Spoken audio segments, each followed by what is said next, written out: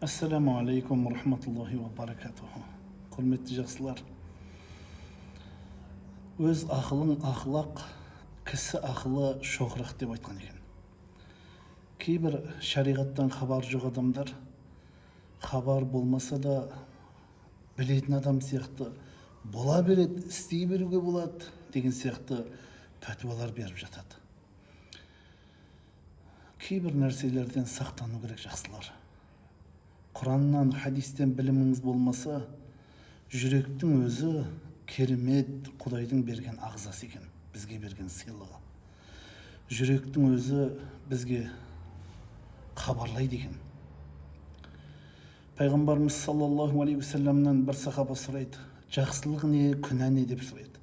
Сонда жақсылық, пайғамбарымыз саллаллаху алейхи вассалам айтып отыр, жақсылық жасасаң, жақсылықтың артынан нәпсің де жүрегің де тыныштық табады деп айтты. Күнә не деген кезде көкейіңде күмән көбейіп, жүрегің мазасызданады деп айтқан екен. Көрдіңіз ба жақсылар?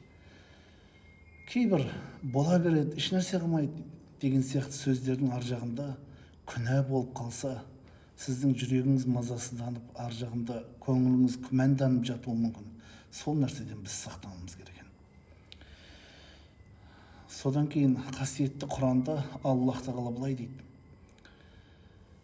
бір нәрсеге талассаңдар дейді, онда оны Аллаға және елшісіне қайтарыңдар дейді, ол мәселені. Яғни Құран мен хадиске қайтарыңдар деп отырды, сол мәселені. Сондықтан құрметті жақсылар, бұл жерде білім иелерінен білгеніміз абзал.